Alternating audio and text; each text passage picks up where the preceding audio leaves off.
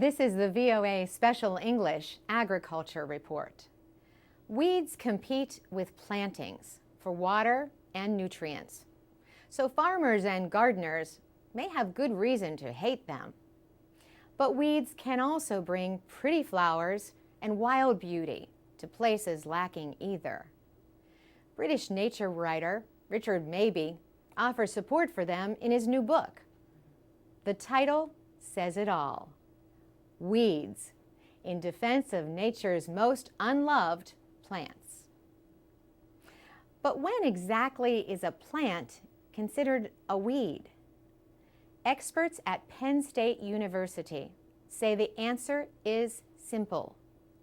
When the undesirable qualities outweigh the good qualities.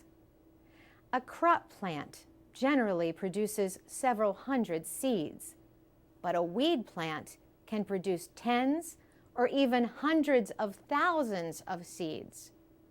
And if seeds get buried, they may survive for many years underground. Eradicating weeds means that you have to remove all the seeds and roots so the plants will not grow back. But birds or the wind can reintroduce them to the land. A more common way to deal with weeds is to control them enough so that the land can be used for planting. Experts advise using 2 or more control methods to deal with weeds. Chemical weed killers or natural treatments like corn gluten can suppress weed growth, but so can dense planting. Bill Curran is a professor of weed science at Penn State. He says a dense, competitive crop that quickly shades the soil from the sun will help reduce weed growth. Other controls include turning over the soil, pulling the weeds, or covering them with mulch made of wood, garden waste, or other material. But even mulch has its limits. Natural resource specialists point out that weeds can be transported in mulch. This is also true of soil, grain, hay, and animals. Yet animals like sheep or goats eat weeds, so they can provide a biological control. Insects and other organisms can also act as biological controls. Preventing the spread of weeds is an important part of weed management.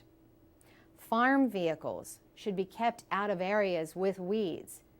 If that is not possible, then clean off the equipment and your shoes when leaving.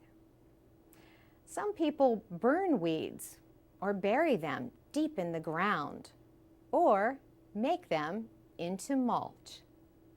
Professor Curran says another way to make use of weeds is to compost them.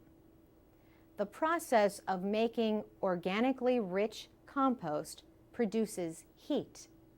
This heat kills many, though not all, weed seeds. The same is true for seeds that pass through animals that graze on weeds. For VOA Special English, I'm Carolyn Presutti.